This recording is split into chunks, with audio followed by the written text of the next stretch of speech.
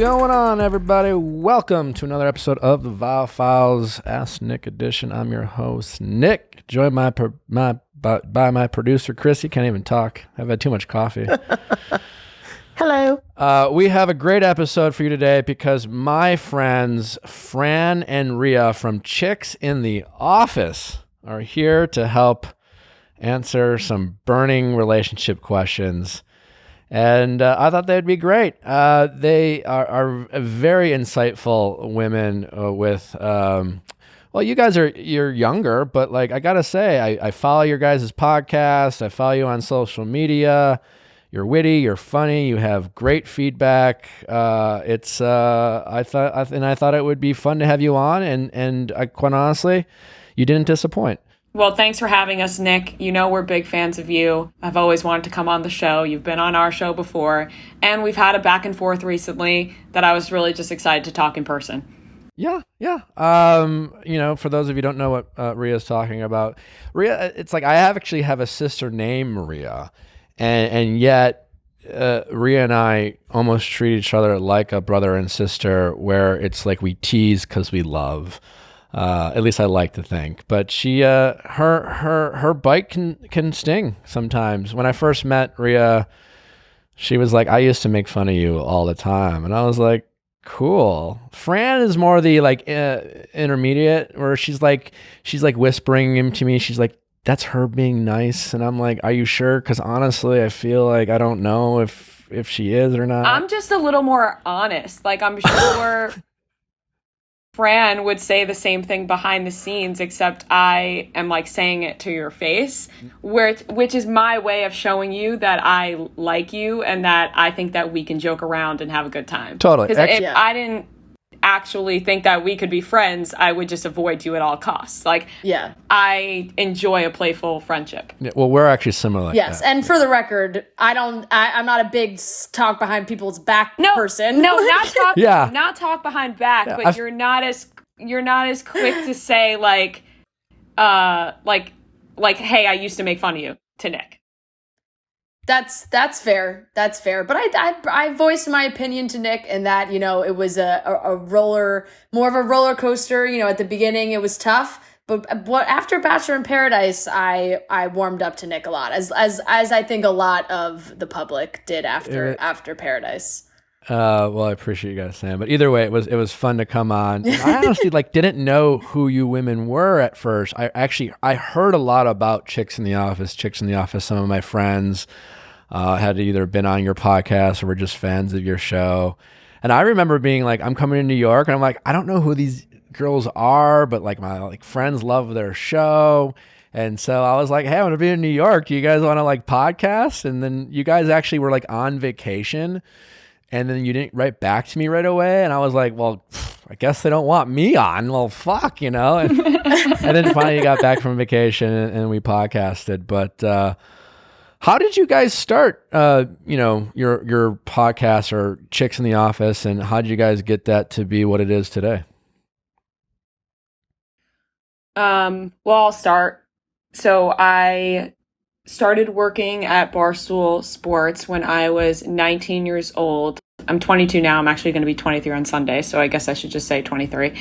But I was 19. I was going to school at FIT in the city, and my friend Glenny Balls, shout out Glenn, I went to high school with him, and he had gotten an internship at Barstool. It was their first 2 weeks in New York City. They're from Boston. They had moved to New York City, and he got an internship, and I texted him congratulations because I had been following Barstool, was a fan, and it was like the big news of our past high school alumni. It was like, oh my God, Glenn got an internship at Barstool. And then right after that, he was like, there's not a lot of women here at all. Actually, it's only the women's CEO, Erica.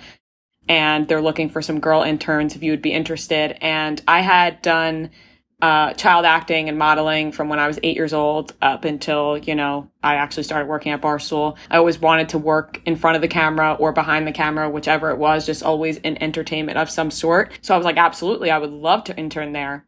I came in for an interview and was hired on the spot by Caleb, who was Glenny's boss at the time. So it's funny, Caleb was going on they did these tours at Barstool where they would just go from college to college. I'm sure people have heard of them before. And Caleb was leaving. So he was like, okay, I have 2 interns at the office. I'm not even there. And it was like a big joke, and it became content. And from that, I started doing random videos for different shows at Barstool, like Part of My Take or whatever it was, just random content that I can get into, started making a presence on Twitter a little bit more, just doing anything I can get my hands on there, and ended up, showing up at school a lot less so I could spend more time there. Even on the business side, whatever it was, I was just like, I need to work here because there are so many different avenues that you could take. They really let you do anything you want if you come up with it. So I was working there for about 6 months as really like, I was the only girl intern, really only other girl there besides Erica. And then Fran came in around February. So that was in September. And then Fran came in February. Yeah. So tell her story. Were you guys friends at the time? So, or you met at Barstool? No, this is so it connects after Fran tells her point of view of coming in. Yeah. Okay. So we did not know each other. I was also going to school in Manhattan, and I got an internship there as well. And I was basically the second girl on kind of the content side. And at first, everyone thought Ria and I were not going to get along. They just thought there was, maybe there was going to be more of a catty feel to it. And right away, it just was not like that. We immediately bonded. We were able to get together to do more content things together. We got to make videos together. We ended up realizing that like the two of us together would be a really great combination. And we started the Chicks in the Office Instagram, which actually was the first thing to happen in the Chicks in the Office lineage. The Instagram came first, where we did little like 1 minute news stories, whatever the biggest topic of the day was, where we would film ourselves in our merch closet, and that would go out every day. And from there, we got approval to go out on the publicly throughout the whole site to all of the main Barstool following on all of their social. We got our own time slot on the Barstool Sirius XM channel. And after that was when we started the Chicks in the Office podcast. So I believe it's been about 2 years exactly around since we started the podcast. And it's been great. Yeah, it was crazy because like she had mentioned, we were both in school at the time while also interning, and it's just like, it's such a fun place to work. And like I said, they just give you the freedom to really create whatever you want. So it was like, what am I going to school for? Like, I know that I can get a full-time job here if I really just put my mind to it. And that's exactly what Fran and I did, was just like Chicks in the Office took off on Instagram. And then from there, it's actually a really funny side story. Within 2 weeks of creating the Chicks in the Office Instagram, the casting director for Amazing Race reaches out to us, and we're like, holy shit, we've been doing this for 2 weeks. What? Oh my God, like we're going to be on TV, this whole thing. They fly us to LA, and we stay in a hotel room for 6 days straight. We're not allowed outside, just me and Fran in one room. We can't talk to anybody. Like, it was a whole process. We really thought we were going to be on the show. Yeah, we really did. And then they made it seem that way. We got the shots and everything. I still have the vaccinations. I still have the passports, the Indonesian visa in my passport. Yeah, they had us all set up. So this was going to be starting in September, and Fran and I were like, well, we can't go back to school now. And also, we just got offered to be on The Amazing Race. Like, if we tell Barstool this, they're going to be like, we need to hire these girls full time. They clearly got something here. They're being asked to be on TV within 2 weeks. So we told them, we dropped out of school, and then we got a full-time job. So it really has been like go, go, go ever since the Instagram launched. Wow. And then you dropped out of school. You didn't go on an Amazing Race. No, so we ended up not. Honestly, I remember this day so clearly because I was having didn't make the cut. The worst fucking day, and this lady calls me up, and I'm like, I see her name come up, like, oh my God, this is going to turn my whole day around. We're going on The Amazing Race. I don't give a fuck about anything. We're going on TV.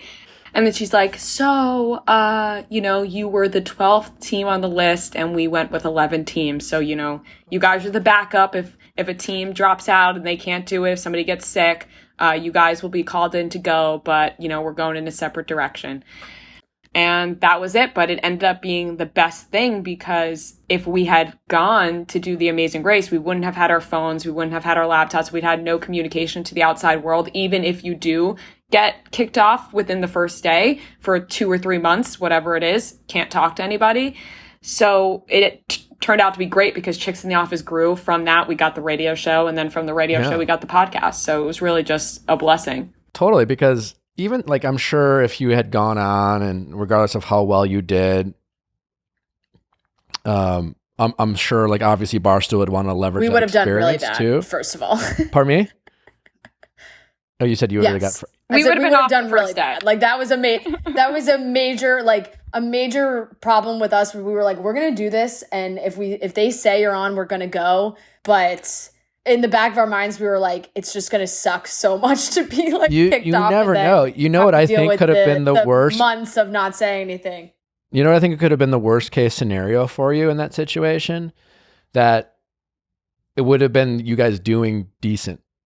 And because I think had you guys done decently, then we became Amazing Race people. Yeah, right. You would have been caught up in kind of this like whole world, right? And you would have been distracted by this, and you would have been like, well, do we focus on this or do we focus on that? And eventually you would have probably like wanted to like leverage your opportunity on TV to like get the Chicks in the Office thing going, which you probably, I'm sure, would have done, but you also might have just been pulled in other directions. And instead of doing that, the disappointment at the time of not being casted, I'm assuming then you guys decided to just go fucking full throttle with the Instagram and the podcast, and then things have, brought you to where you are now. I want like, because clearly you didn't need to go on Amazing Race to make this podcast successful. No, it was really a blessing, honestly. Yeah. I mean, you guys, I notice you guys in the charts, and it's just like, in my mind, sometimes, if you guys are up there, and I'm always, you're friends. So like, I like competing with friends, but you guys are doing great. And it's, you guys are doing some great things out there. And that's why I wanted to have you guys on and offer some life advice to some of your peers, and share a different perspective than hearing some of the same bullshit that I tell people. But so yeah. Thanks for sharing your little behind the scenes. I honestly didn't know, because I was just personally curious, and maybe my audience is too. So I think with that being said, let's just get to our caller, shall we? Yeah. All right. Let's get to it. I think to myself, of things I don't like doing, and wouldn't it be amazing if there were inventions out there that would make it seem like I was doing it 3 times at once. I think like folding laundry or doing the dishes. Like, what if there was something out there that would make it seem like every time I folded the laundry once, it would go forward in time as if I did it 3 times. Oh, like you did it 3 times. Well, there's not for laundry. No. But there is for drinking water. Well, this is true. Liquid IV. I don't know why I don't like drinking enough water. I struggle with it. It's a weird thing, but I feel like people relate. And I tell you what, Liquid IV is amazing because it tastes great. And every time you have a drink with Liquid IV in it, it's like drinking 2 to 3 bottles of water. So basically, you're doing exactly what you wanted. Yeah. You're getting 3 bottles for the price of 1. It's amazing. And it'd be like, imagine if I had that same satisfaction when it came to like folding socks. And it tastes better. It tastes way better. Than water? Yeah. Plain water tastes better. It does. It's kind of boring. It feels like a chore. Yeah. Liquid IV, it's so good. It's got vitamin C in it. It's got as much potassium as a banana. And it's got less sugar than eating an apple. Non-GMO, vegan, and free of gluten, dairy, and soy. Well, I certainly would hope so. What flavor do you like? Lemon lime is my flavor of choice. I like the acai berry. Is it acai or acai? Asahi. Asahi berry. I had to look that up as well. Really? I did. I like it. I really did. It's got cellular transport technology, CTT, which it sounds very technical, so it must be really amazing. It's got the optimal ratio of glucose, sodium, and potassium delivers water and nutrients into the bloodstream. Apparently that is how it works in terms of, that's the science in case you're interested. Yeah. The important thing is it's great for you. It tastes great. and it keeps you hydrated like never before. Liquid IV is available nationwide at Costco and Target, or you can just go and get 25% off when you go to liquidiv.com and use code VIALL at checkout. That's 25% off anything you order when you use promo code VIALL at liquidiv.com. Get better hydration today at liquidiv.com,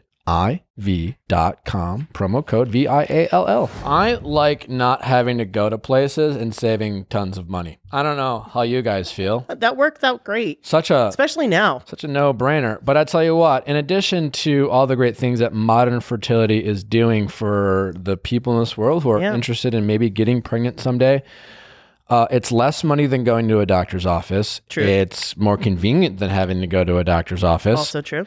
And I can, I haven't tried to have a baby yet, but I know a lot of friends have. I know that can be sometimes an emotional thing. But it does not only just for finding out if you want to have a baby, it's also for your overall women's health. Ooh. So for planning, they can tell you a lot of things about your women's health, about your hormones, your thyroid, some other things you might be wondering about. And then you can bring those test results to your doctor, and then you can make a plan to kind of figure out what you're doing together, which is kind of cool. And you had a recent wonderful experience with modern fertility. I did. It's actually not that. It's pretty easy. You get your kit at home. It explains everything. You prick your finger, and then you send in your blood samples, and then they send you your test results. And along the whole way, they keep updating you on email. They set you what's going on, and there's a community that you can join online that will explain all the stuff to you, and people you can rely on if you have questions. I love a community. Right now, Modern Fertility is offering our listeners $20 off the test when you go to modernfertility.com/VIAL. So that means that the test will cost you $139 instead of the hundreds or thousands it could cost at a doctor's office. Get $20 off your fertility test when you go to modernfertility.com/VIALL. That's modernfertility.com/VIALL.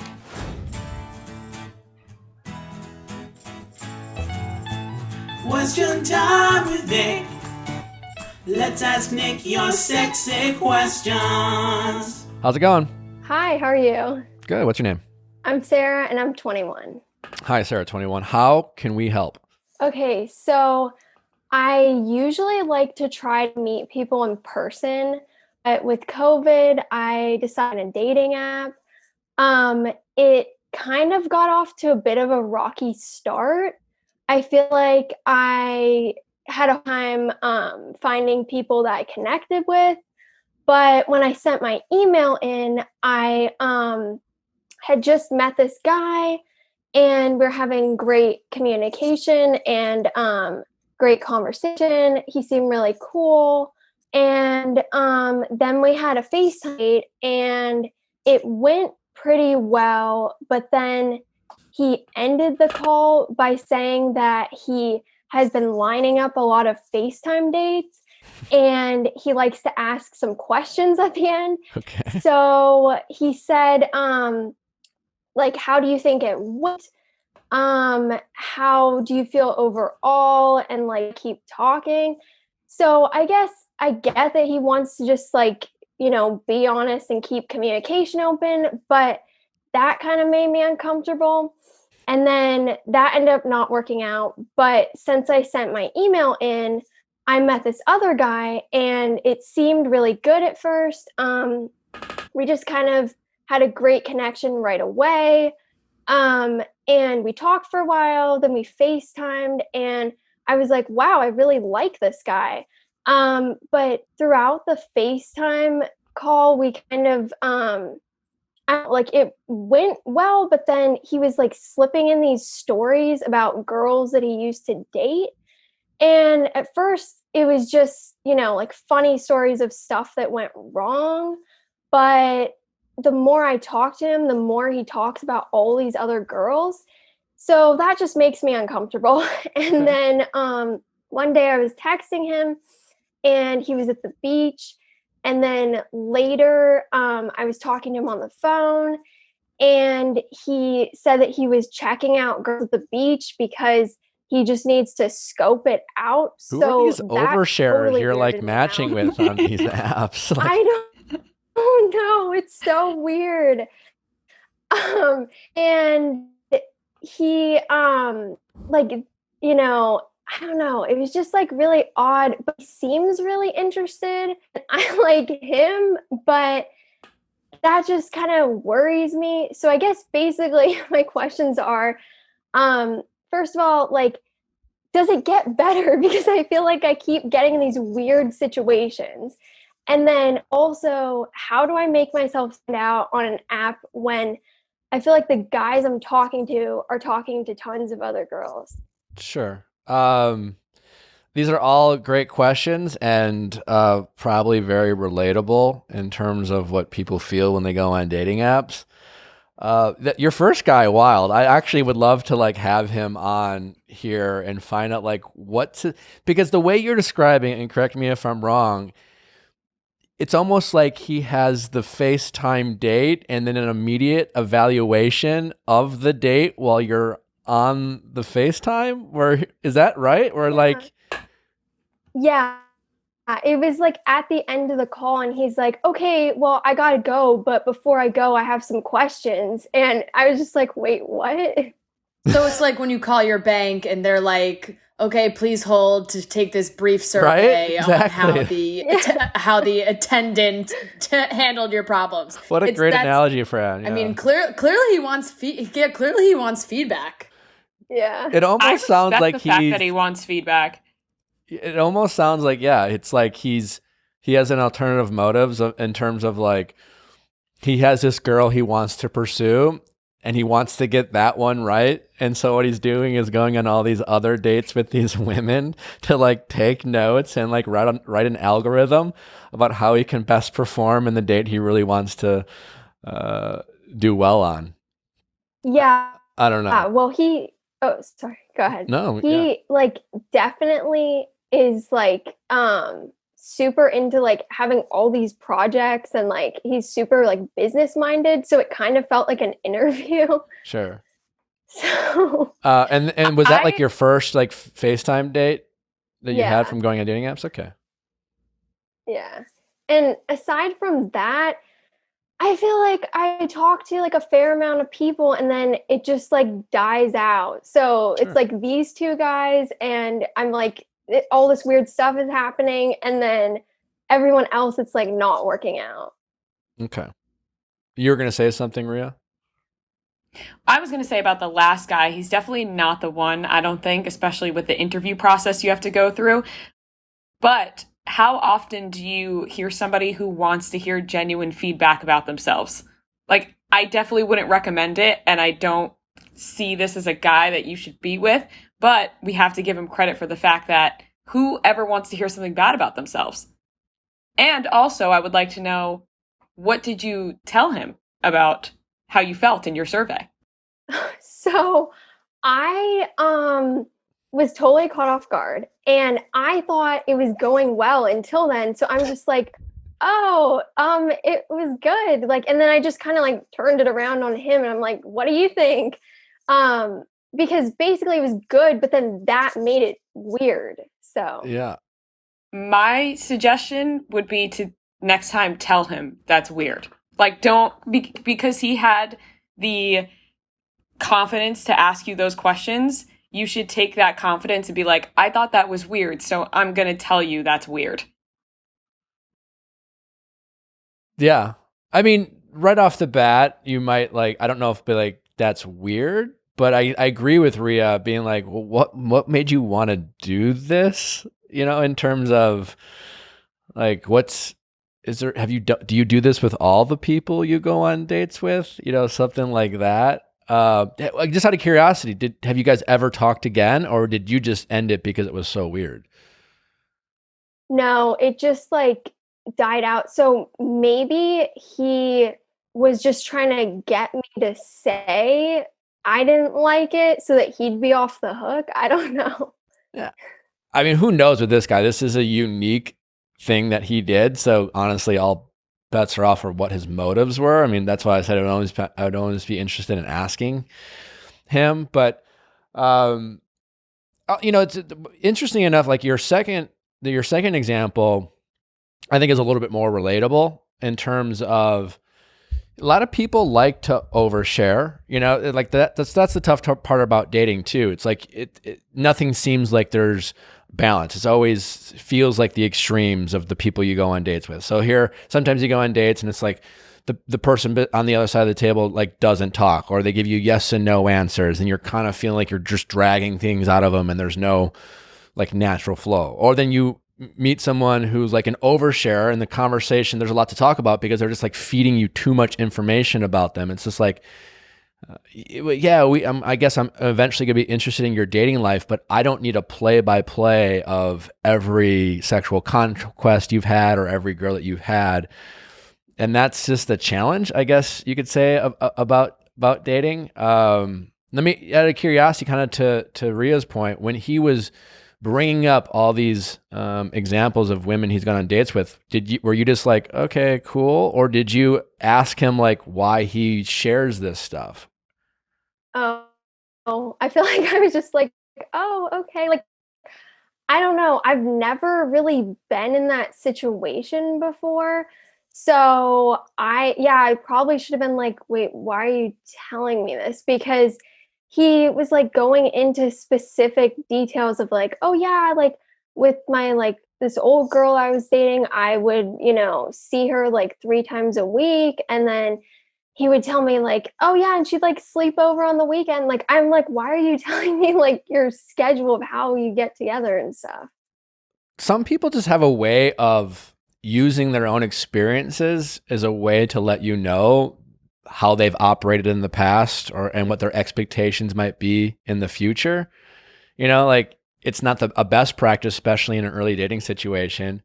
And I don't know why some guys do it. I've definitely been guilty at times of maybe oversharing in terms of, oh, I just want you to know who I am. So I just want to like, here's an example of a situation. And they're like, well, great. Now I won't ever be able to get that out of my head. Like I've definitely in my lifetime have made that mistake. And sometimes it comes with nerves and this idea of wanting to be upfront and honest. But then it's just like, I didn't really need to know that.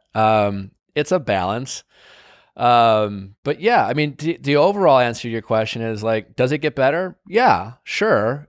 It's a numbers game, dating, right? And I always like use a baseball analogy. I apologize. I don't know if you're a sports fan and if you like baseball, but like if you get a hit 3 out of 10 times, you're a Hall of Famer.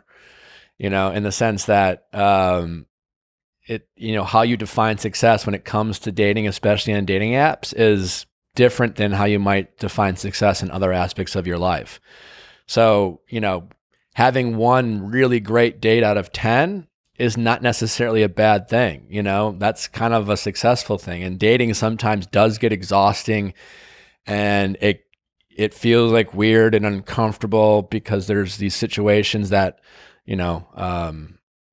like this happens and you get easily discouraged. But I think it's just trying to having a broader approach and having that expectation. We often go into dating situations not wanting them to mostly be fine or good or positive and get excited. And then we easily get discouraged when many of them just aren't the right fit. It's just kind of a weird situation. And then we start wondering if it's us, if there's things we are if we're doing wrong, but the truth is it's compatibility is not meant to be easy. Otherwise it would kind of water down what it feels like when we actually do meet someone we're excited about. Yeah, it makes sense. Friends appreciate you more when you know more about them. That's just, people like to know that they're understood. Yes, that you get them. And I bet you didn't think I was going to start talking about dogs, but we always talk about our furry friends. Yeah. And yet, so often do we know very little about them. But you know about your friends' kids and stuff, so why wouldn't you know about their dogs? I know. And, listen, some people like to think they can talk to their dogs, and I don't doubt that. I don't. But the important thing is, Embark is allowing you to really understand your dog, and more importantly, its health, maybe their family history, what type of breed they are, if they're a mixed. Yeah, they do 350 different types of breeds. They do. And I don't know if you knew this, but there's also all sorts of genetic risk factors and health conditions your dog could possibly have that Embark can help identify so that you can help better prepare to treat them as things come along.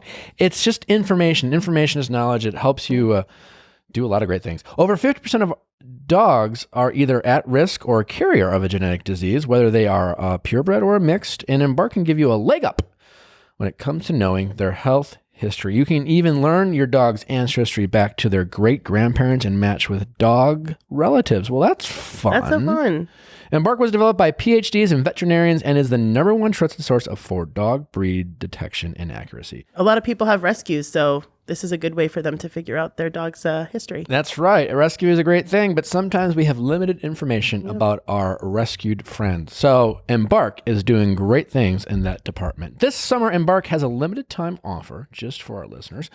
Go to embarkvet.com now and use promo code VIALL to get $50 off your dog breed and health kit. So visit embarkvet.com and use promo code VIALL to get $50 off today. Embarkvet.com and use promo code VIALL. And then also, I guess I worry with like all these conversations that just fizzle out, aside from these two guys. Mhm. So like, I worry that I'm coming across as boring or something.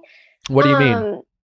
And I don't know. I just feel like I want to just ask them questions like, where do you go to school? Like, what have you been up to? And is that like, I don't know. I feel like a lot of people want to like banter first. Like, so is that what I should be doing? Or like, what do you think? I don't think there's a right and wrong approach. I think the important thing, and it sounds so cliche, is to be yourself. You know, I hear this. It's a constant theme. Like people do it a lot, but I've noticed young women do it a little bit more. They seem really focused on making sure the guy likes them, and as a result, you're changing your questions or changing your answers because you're just like, I want them to like me, right? And then I think sometimes we have a habit of losing ourselves, and in a dating app situation of like having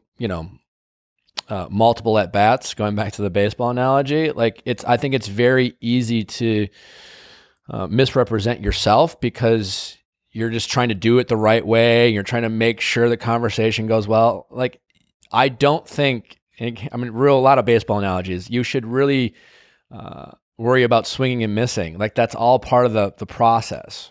So like, whatever you like, the truth is, if these are questions you want to ask someone, you should keep asking them. Eventually, you're going to interact with a guy who likes that you're wanting to get to know them, right?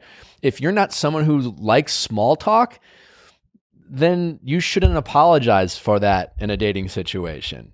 You know what I'm saying? Like, there's going to be a lot of guys that you connect with because you like what their face looks like and you thought their dog was cute and they had a clever bio, but like, there's not going to be a lot of things to talk about. And that's fine. You just kind of move on.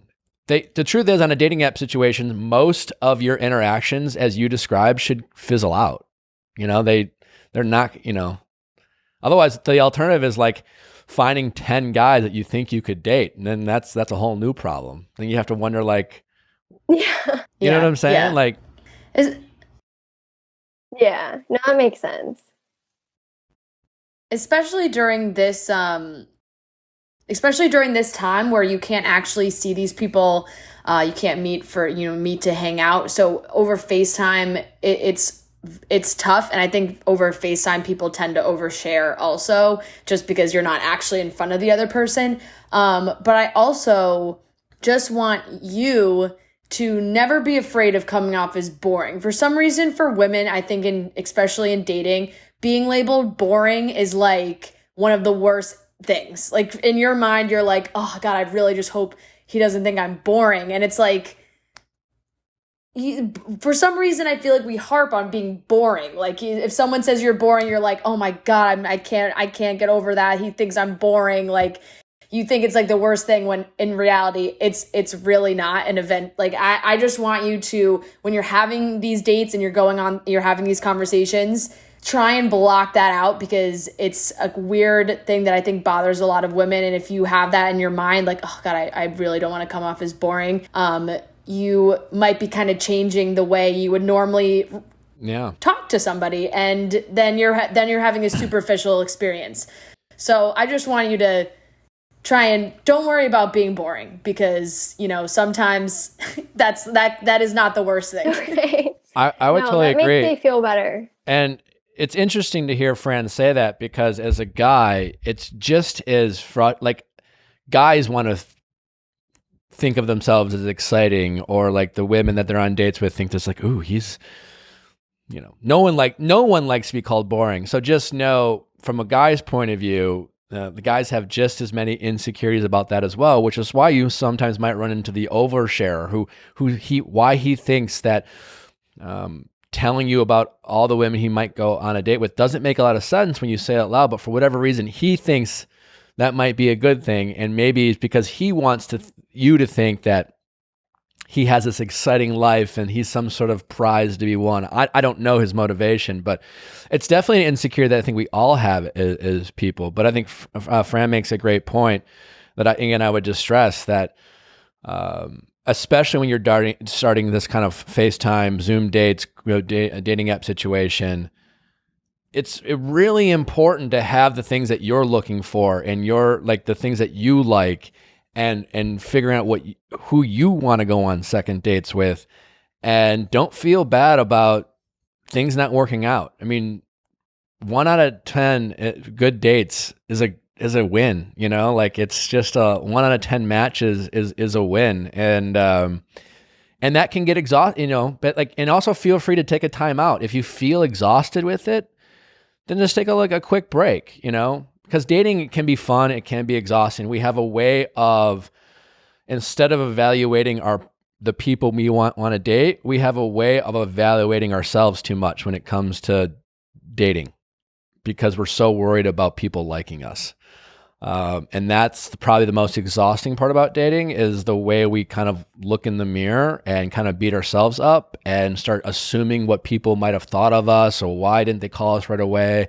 Why didn't they get excited? Meanwhile, we barely even liked them, but because we started obsessing whether they liked us, we started thinking they were something special. Because you don't even evaluate whether you liked the things he said, or, you know, the questions he asked, but you just, you know, we get insecure about what the other people think about us. So Yeah. And I guess I think, you know, these guys I'm talking to are definitely talking to a bunch of other people, because I feel like sometimes they'll send me a message and it doesn't really pertain to the conversation. So I'm like, oh, I guess that was meant for someone else. probably. Yeah. You know, that can be frustrating, but like you said, you're new at this. Yeah. And I think the short answer is, unfortunately, this is all kind of normal. And I think, to answer your question about am I doing, you know, it's a messy, wild world in the dating app space. And technology can be great, but it also makes things even easier. I mean, in theory, a guy could have 2 FaceTime dates in a night. He could have 3, you know? Oh my God. He doesn't even have to go to a bar and buy drinks. He's just well, I got an 8 p.m., I got a 9:30, and I got an 11 o'clock, you know? I mean, I'm not saying every guy are doing that, but I'm sure some are.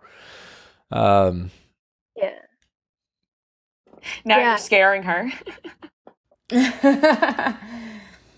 At the end of the day, Sarah, you're not doing anything wrong. You're handling the dating apps, especially during this time when you can't be meeting people in person, pretty much the exact way I think anybody would handle it. You're doing it. You're on there. You're having these dates. You're FaceTiming with people, and like Nick said, naturally things will just come to an end, and you know, eventually there will be someone that you like talking to as much as he likes talking to you. All right, Sarah, we'll keep shooting, and whether it's on a dating app, or when you maybe all this online dating will lead to you randomly going to get a coffee and there he is. You never know, but eventually you just got to keep going for it, and it'll all work out. I'm confident in that. Okay, thank you guys. All right, take care. Bye. Thanks, Sarah. Fran, you have a boyfriend. Ria, do you have a boyfriend too? Yeah, I do. Did you meet them on dating apps, or how'd you guys meet them? I work with my boyfriend. Not directly, but he works at Barstool. Barstool. Yeah. What about you, Fran? We've been dating for over 3 years, so. Yeah, we would have been good if we should have gotten a should I date my coworker question. But I don't have any good advice for that because we've been dating for almost 4 years. And so there's never been an issue. So it's like, I can't even say anything to that. Yeah, I met my boyfriend the good old fashioned way at a bar. Great. That's true love right bar there. At the beach. Yeah. Yep. Nothing wrong with that. Yep. How's it going? Hi, I'm Alexi, 25. Hi, Alexi, 25. How can we help? Okay, so I'll just jump right into the story. So back in about March, my boyfriend of 4 years asked me. It was kind of sudden and abrupt. Throughout like that whole relationship, he and a mutual friend that we had, she dated one of our friends too. Was in a relationship. They were often very flirtatious throughout the relationship. I would confront him. It just seemed innocent, so I kind of let it go. Being myself now. So about a week after we broke up, her and her boyfriend broke up. So that was just already kind of some sketchy timing. Not for sure if they're together, have some pretty strong leads that they are together. If they're not like actually together, they've slept together, which just hurts because she was a friend. Yeah. So fast forward to now. We all are in a wedding this October. So that is just, I feel like kind of on my mind more than I would like it to be, just super anxious and nervous of how that day is going to go. Of course, like I would never like make the day about me or like cause any drama, but I'm just worried my emotions might get the best of me at some point. And I just, want to have like the best day for my friend. And yeah, so just kind of looking at advice, how I can be my best version of myself on that day. Yeah. It's a tough one. I mean, the answer is simple, but it's a tough situation, right? Because I've been there before. I mean, my first, it's a different situation, but I mentioned this before, but my very first girlfriend, we would break up and get back together, break up and get back together. And there was, towards the end of the breaking up and get back together, there was this other guy that she'd always go back with. And she lived in like the other town or whatever. And when she was hanging out with that guy, my friends would go to these other bars and I would just avoid it completely because I couldn't handle like the possibility of running into her and her hanging out with this guy because I couldn't process what that interaction might be like. And while it's different than what you're going through, there's some similarities of like you're dreading this. I can only imagine you've played it out in your head in terms of like seeing him and seeing her and what if they dance or what if they're kissing. And I bet you've played it all out in your head and how that's going to make you feel, the questions you're going to want to ask him, questions you're going to want to ask her, et cetera, et cetera. And your ego is it's just yelling at you and doing all these things to make you feel insecure about yourself. And what does it say about you or the relationship? Did it ever mean anything? Did your friendship, you get what I'm saying? I bet you're thinking about all these things. 100%. The answer is just kind of facing it head on. Instead of asking yourself questions, start giving yourself some answers, in terms of what does it mean or what does it matter? I mean, your relationship with this guy is over, right? So it doesn't matter what your relationship meant when you were dating. It's now over for whatever reason. You know what I'm saying? Like, yes, it hurt. Yes, there might have been some distrust issues. There's nothing you can do to go back to that situation. All you can focus on is what you might have learned from. There's always this thing of like, what red flags was I not seeing while we were dating? Not that you can do anything about it now, but what could you do in the future for your next relationship? And same with the friendship. Right. I mean, what you should do, as much as it might fucking hurt when you're at the wedding, is just kill him with fucking kindness, not give a shit. Like, even if you're dying on the inside, go and have the best fucking time, right? And I promise you this much, if you're able to successfully go to this wedding and put on a good face and you will probably have more fun than you think you would have had. And when it's all over, you're going to be so fucking proud of yourself because like you just didn't give them the satisfaction of getting mad. I promise you, if you do go there and it gets to you and you say something to him or say something to her after the wedding's over and you process the interaction, you're going to feel worse from that, if that makes sense. This is a real opportunity to like and totally see that. face your fears, and there's a real opportunity for you to get closure that you thought you needed, but you don't. But the closure is going to come from how you handle it. It's not going to come from any conversation you have from him. It's not going to come from any conversation you have from her. It's going to come from you showing up and acting indifferent and telling yourself, this doesn't, like, I'm better off not being in this toxic relationship. I don't want any part of this. I'm happy for them. They deserve each other. Not even in a vindictive way. It's just like, you know what? Good for them. Mm-hmm.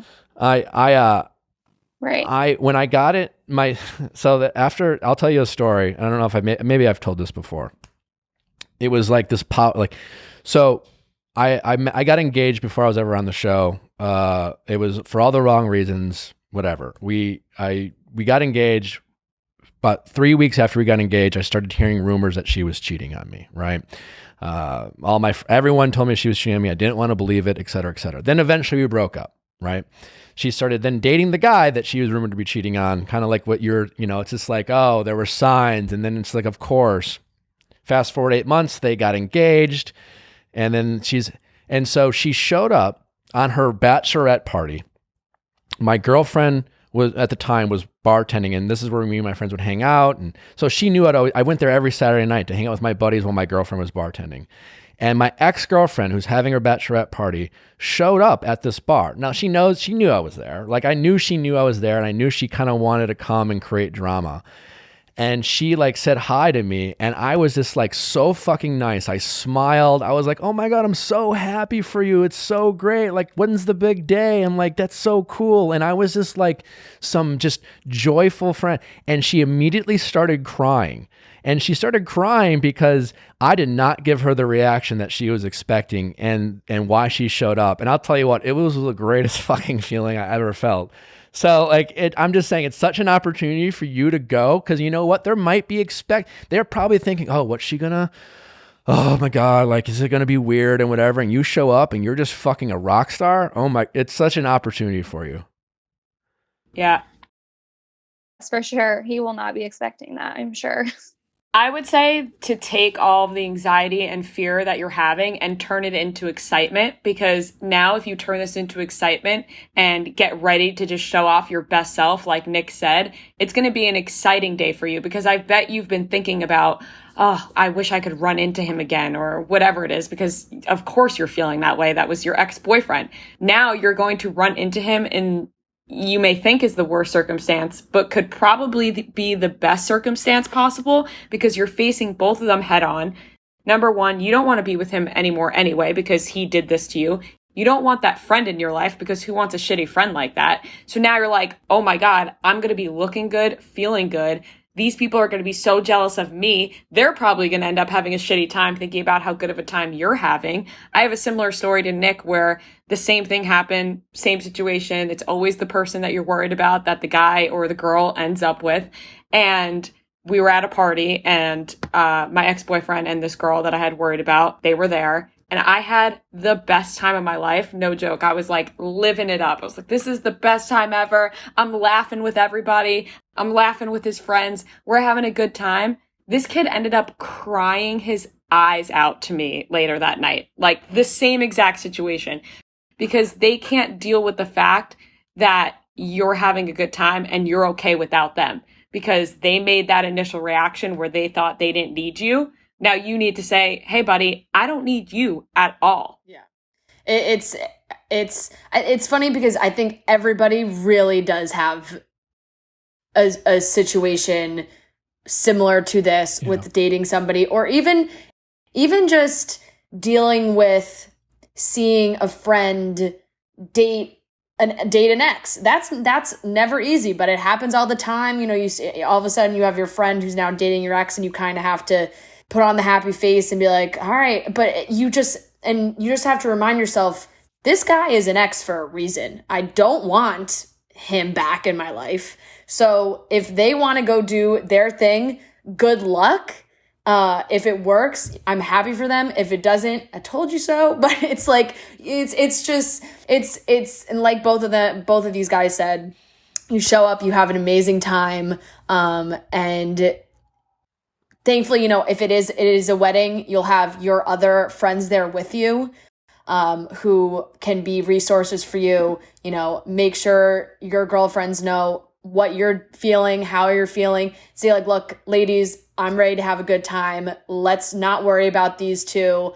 And they'll support you. And that's like, one of the best things. And you can just have a great time with your friends and they can, do their own thing. Yeah. Give them a little warning too. Be like, if you see me maybe getting in my feels a little bit, you see me sitting down, maybe my head is down, maybe I'm looking at my phone, whatever it is, get me back up. Yeah. Get me dancing. Tell your friends to look out for you. Even though, this, like you said, this day is about whoever's getting married. Your friends are your friends, and they're going to be there for you. And so I'm maid of honor, so I have to give a speech too. So I'm like, oh God. Yeah, no. Again, this is such but an yes, opportunity. I'll take all that advice in too. Yeah. This is such an opportunity for you to shine too. It's really how you approach it. A maid of honor speech too. Yeah. Like you get up there and you public speak your ass off. Totally. Get a comedian to like ghostwrite it, so then you become just like the funniest person at the party. Yeah. Perfect idea. And as far, I will say I'm happy for Ria and Fran to disagree with me. As far as I'd be careful about letting too many friends know about your potential struggle. I only say that because like sometimes you have to fake it till you make it. And if there's just like a strong group of friends, I would hate for them to be like, oh, she's trying so hard, type of thing. I almost feel like you just let everyone know, like, I'm fucking good, man. And then like let the conversations around the wedding or all the like the side chats being like, look at her go, man. It's like she doesn't even give a shit, Again, like that stuff has a way of working around people noticing it. I would hate for you to like tell all your friends that you're really hurting on the inside, but you're going to try your best to fake it and then somehow have people gossip and it kind of gets around to these people. Like maybe tell one or two people, but like have that internal strength. Like I kind of feel like this is something you really have to do for yourself. Yeah. I wouldn't go in saying like, hey guys, I'm okay. Like, I just want to saying like, guys, I'm heartbroken on the inside. Okay. Please fake it with me. I think you go in saying like, I'm sure you've spoken with your friends about this breakup and they know what the situation is. So, once it gets close to the date, you say, hey guys, we're obviously all going to be together. I'm ready to have an amazing time. Let's have a great time. And then, right. Let it go. And also it's not like, when I say friends, like I mean like one or two, like just have like those your closest people to you. I mean, I don't have like a group of 10 girlfriends. If I tell anything to, it's like my one or two. You're kind of ride or die. Friends. Yeah. So that's what I mean by that. Yeah. It's like your number one, like the person that you would tell everything to, they tell everything to. Maybe you're even talking about other people to that person. You just know that's your like number one person. Go to that person just to keep you in check because there may be alcohol in the mix, whatever it is. Sometimes that affects our emotions. Just got to stay focused, have a good time. Like I said, take that anxiety, take those fears, turn it into excitement. I'm going to look my best. I'm going to feel my best. This is going to be a great night. Totally. And a couple just quick things to finish too. Again, it sounds cliche, but when you say like, well, it's not my day, it's, your friend who's getting married, I would in yourself exaggerate that point of view because it's true. Like when we get in our own heads about our own problems, the best thing we can do is like do a selfless act, do things that like are outside of our own bullshit. And so you like take advantage of the fact that you are the maid of honor. Anytime you're feeling something about your own anxiety, use that energy to like focus on what she needs and you'll just kind of forget about that. I think that will be really helpful. And then kind of prepare yourself. I'm actually curious, have you stalked their Instagrams at all? Like have you taken the approach of I don't want to look at what they're doing? So I had to like unfollow off of Snapchat, Instagram, because they were like just like we were like kind of like a big group of friends and they kind of chose his side, like didn't really talk to like the other girl, and there's like two other girls that just kind of cut me off, and so they just would post like every weekend all together. So I just eventually had to get rid of it because it was just like not healthy for my mental state. That's smart. I'm curious what Ria and Fran think. I think for the purpose of this wedding, there can be value in numbing yourself to seeing them in action almost. Like, I'm not saying you should go down the weeds and stalk them, but like, if they're going to be there, you're going to see it, right? And so sometimes you just have to like rip the Band-Aid off and, you know, maybe look at some of the shit they're putting out there just to kind of get used to seeing them being them, which is annoying. And don't get me wrong, it's going to sting a little bit, but at least it will be, you're kind of preparing yourself for seeing them. Does that make any sense? Because like getting a little more comfortable with it. Yeah, because the reason why I asked is because I took that approach too, which I ultimately think is the healthier approach. Like, if I couldn't handle it, I would just avoid it.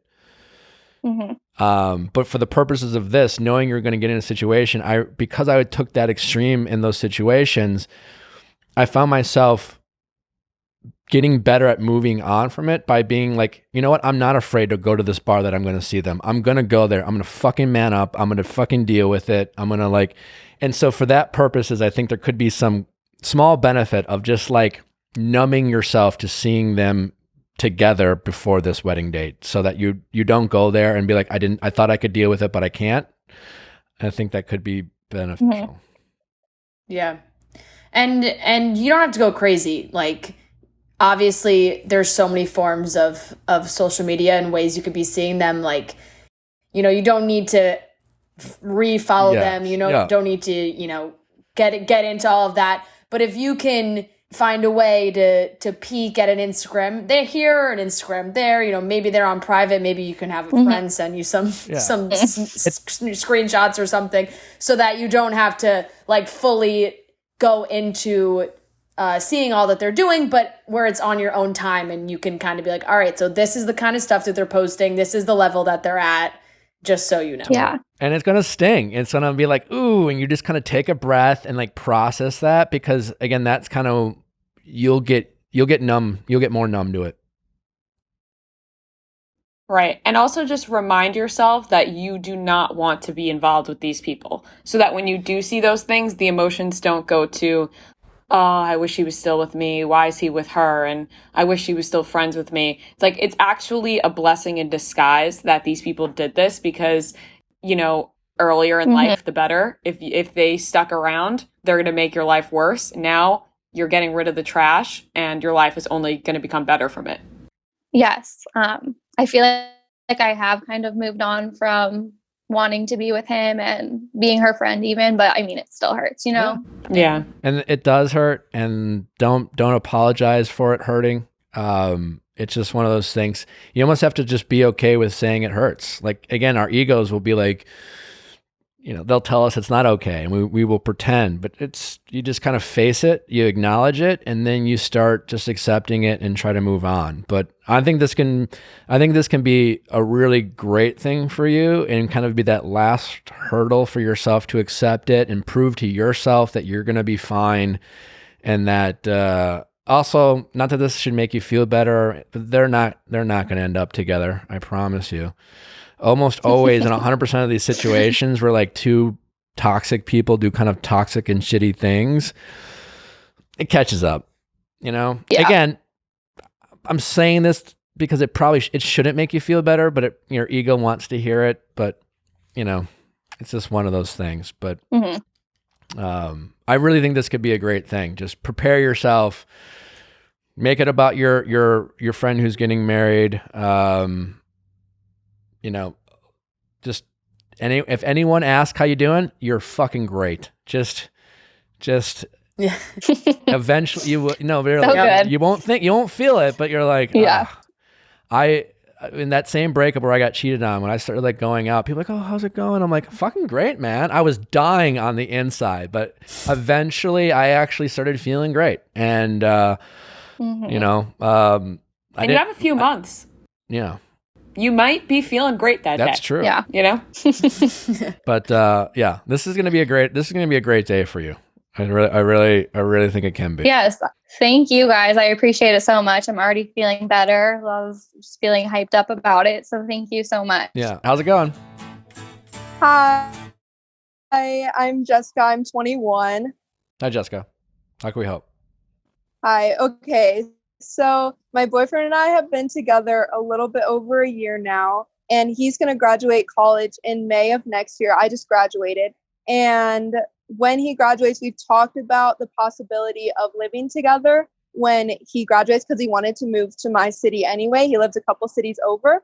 But I was raised in a really like religious household and really religious. Like, I'm Christian, waiting till marriage, but I still sleep over at his house. We do other stuff, things like that. But my mom is really against living together before you're married. But both me and my boyfriend are like products of divorce, and we've both seen a lot of like issues that people can have if they wait until marriage to move in together. And we'll also only be 22 and 23 when he graduates. And so we're not ready to like get married yet and everything, but we would want to live together before we get married, just to make sure that everything's like good and everything. But I was just my question is it worth it to live together before you're married? Like, is it worth all of the issues that it might cause with my family? And how would I bring that up to my mother, that it's okay to live together before marriage, because I don't know, just because she wants me to remain celibate. That's the only reason that she wouldn't want me to.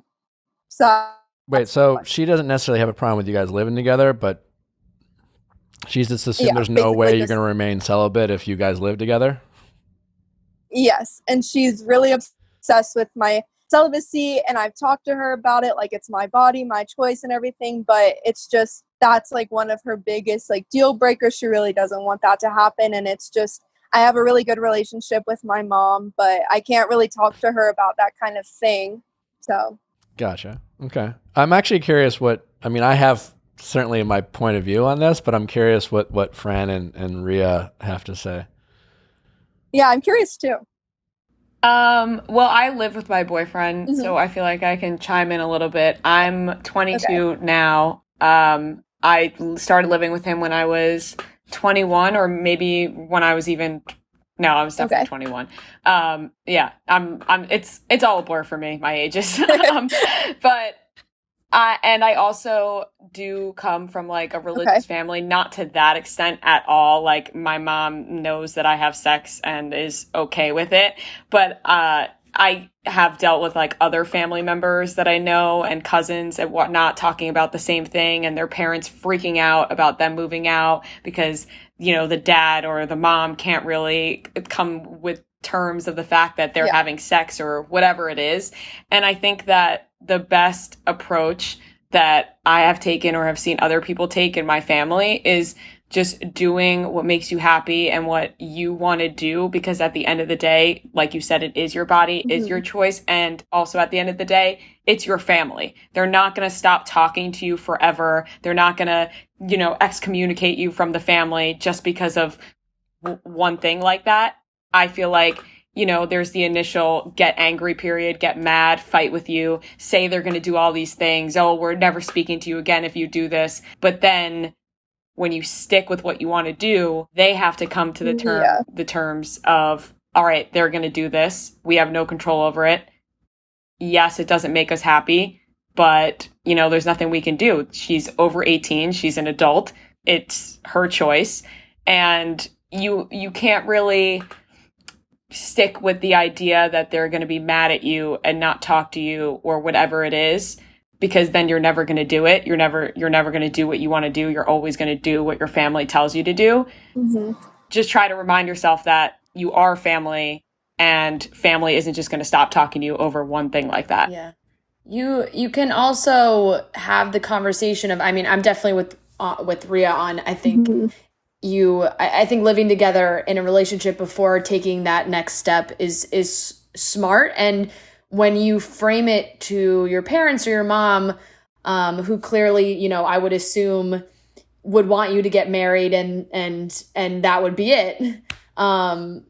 It's kind of like, look, I need to go through this. I need this test, because if he's not the one, would you rather I get married right now and then end up divorced? Because it's like you're going through this test run. Also, if you say you have a good relationship with your mom, maybe you sit down and you say, look, Mom, we have this kind of relationship. We're supposed to trust each other. I'm telling you right now that my I still feel confident in saving myself for marriage. That is all I can give to you, is that I'm telling you right now that is my plan. If I move in with my boyfriend, or that is still going to be my plan. And she just is going to have, she's going to have to believe you. Yeah. It's like there's really no other way for you guys to keep that trust. She has to trust that you're telling her the truth and that you're going to continue on this path. And then you just have to make that decision for yourself. Yeah. And it's easier to move out of an apartment than to get a divorce. So you would rather do that. And you asked, is it worth it to do it before marriage? Obviously, I'm not married. I've never been married. Same thing with Fran. But I do think it's a great way to really know each other at your best and your worst. Otherwise, when that person goes home or you go home, you're doing things that you know nothing about them really. At that point, you're like, they could be living a separate life. Yeah. She's literally said that she'd rather me get engaged at this age we've just been dating a year than move in with him or have sex before marriage. And I'm like, why? You'd rather me get a divorce than to slip up a little bit. I don't know. It's just difficult. It's tough. In a lot of ways, I agree with everything Fran and Ria said. I'm just going to offer some alternative perspective in terms of, I totally agree with them in terms of, I think there's two separate things going on here. There's a decision for you to move in with your boyfriend or not. And then there's this relationship you have with your mother, which obviously is really important to you and you really value, and you're obviously very close with your mom. And like you said, you have a great relationship with your mom. On the flip side, there are some things about your relationship with your mom that sounds like might get a little bit messy, right? And that's not a bad thing, right? You're 21.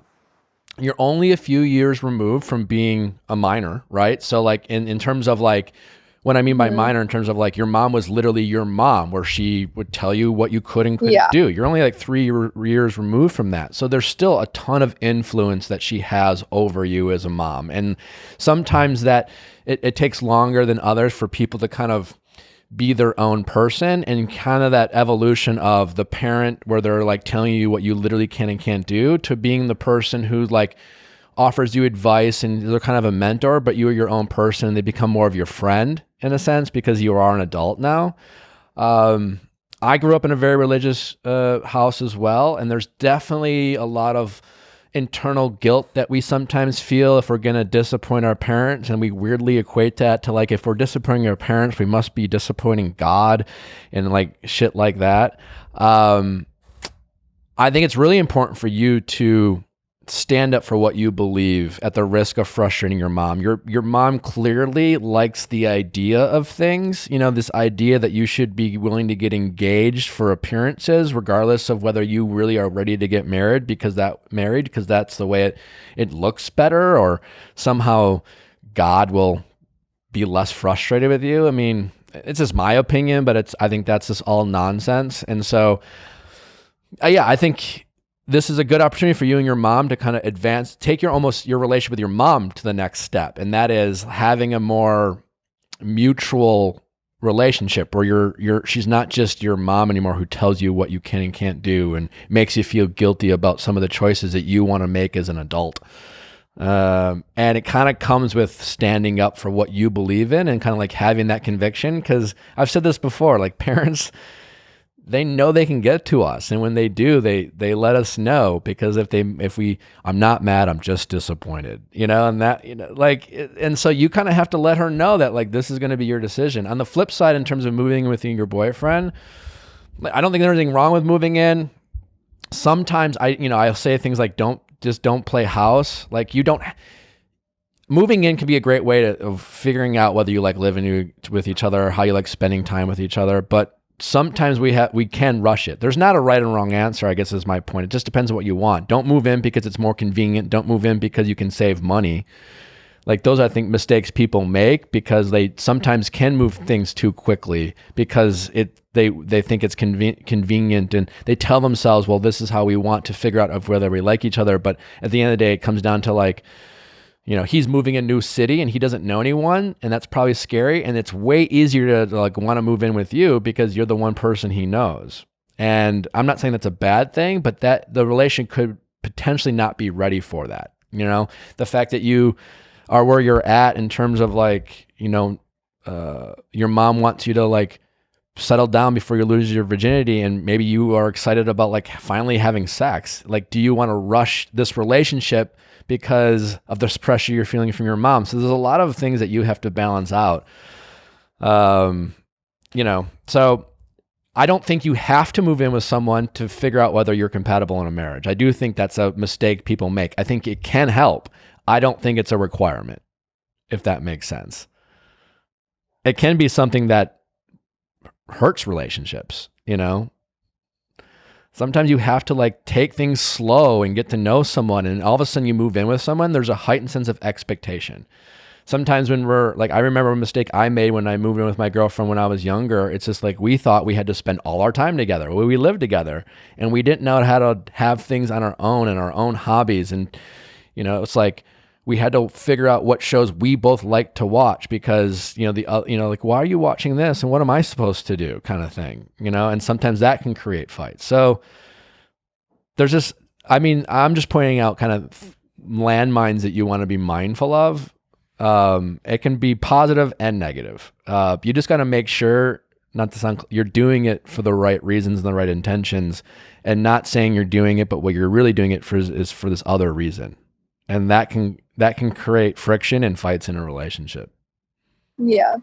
It's so funny because I did live on my own in college for 4 years, and I was like, I could have been doing anything and you wouldn't know about it at all. But I was like, I did what I had to do, and stayed I good think, and stuff. But honestly, I think your biggest hurdle in this call is your relationship with your mom and not your relationship with your boyfriend. And not that you have a bad relationship with your mom, but I just think there's like, you're kind of at this crossroad where you love your mom, you're close with her, and you feel like you're starting to have to hide too much from her. And that would bother anyone, especially, no matter who you're close with, and you value honesty and open communication, and all of a sudden you feel like you're like hiding things from people because you don't want to upset them. That's a lot of, that can weigh a lot on our hearts. And you're best to just face it and have your mom get used to dealing with you not doing everything she wants. And then like Fran and Ria said, just having accept you for who you are.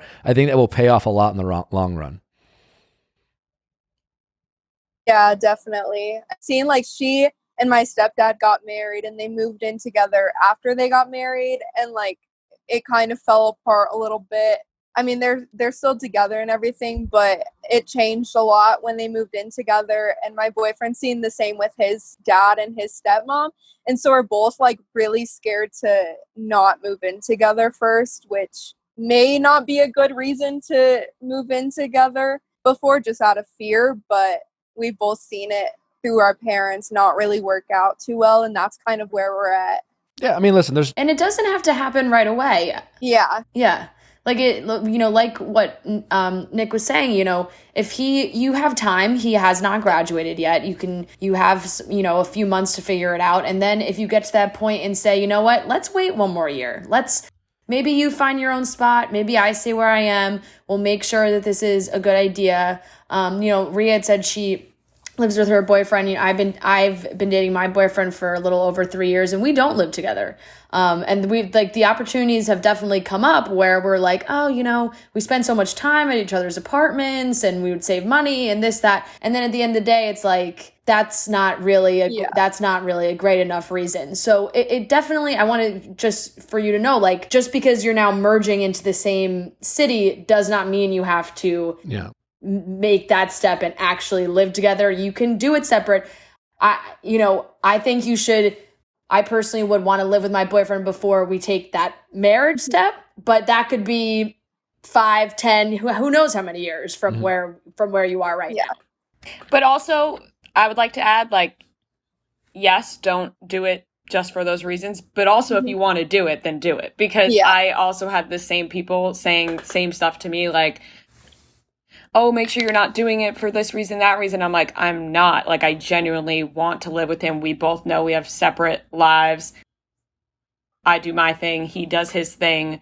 We don't really ever fight about what's going on in the apartment. Like, sometimes it really does just work.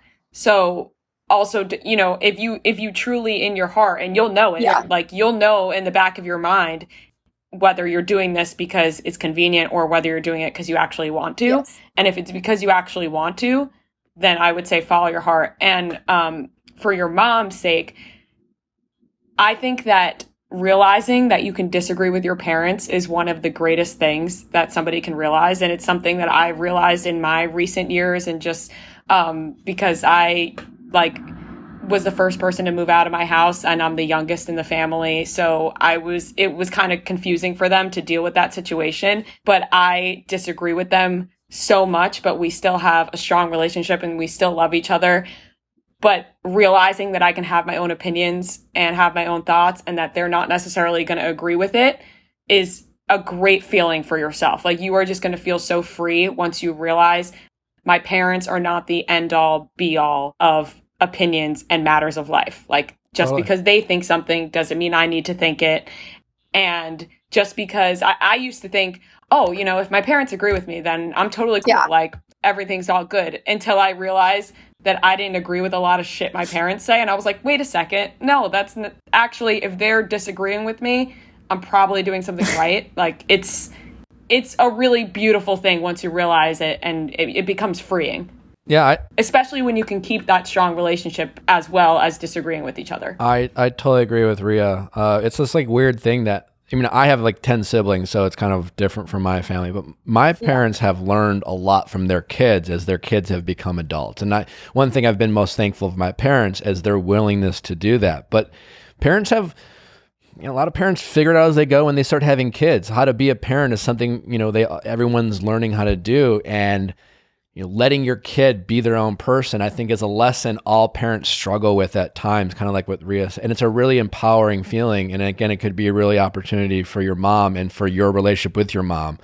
But you have to be the one who takes charge. Your mom's never gonna kind of let go of that stranglehold she has in the relationship until she realizes that she has to let it go because you don't give her an option. Because kind of Ria's point, she loves you, you're her daughter. She's just used to being able to affect your mood by letting you know that she doesn't agree with some of your decisions, and you have to put a stop to that. I think a lot of parents are guilty of that. I mean, it's just something, you know, it's just the relationship she's had with you for so long. All right? Yeah. All right. Well, thanks so much. I appreciate it. Thank you. All right. Take care. Well, ladies, thanks for helping. This has been fun. I feel like we solved a lot of problems and got some fun, relatable stories. Where can people find you if they want to continue to follow your ladies' successful careers? Well, our podcast is Chicks in the Office. Our Instagram is Chicks in the Office. Our Snapchat show every single day on Snapchat is called The Group Chat. So subscribe to that. And my personal Instagram is Maria Chiffo. That's Ciuffo. I feel like people don't know how to spell that. Yeah. And Twitter, Barstool Ria. Yeah. Yep. I'm at Francesca Mariano on Instagram and Barstool Fran on Twitter. And like Ria said, for other stuff, Chicks in the Office, you know where to find us. Well, ladies, thanks for coming on. It's been fun, and they are just they're fun follows. I gotta say, always entertaining stuff. Sometimes Ria and I fight on Twitter. Nick, I have to say you're a great follow. You bring me much enjoyment to my life on Sundays when I am clicking through questions with Nick, and I just like it's a little mixture of making fun of you and agreeing with you at the same time. Like, I really enjoy it. Well, I'm just here for you. Until next time, thanks for listening, guys, and have a great day.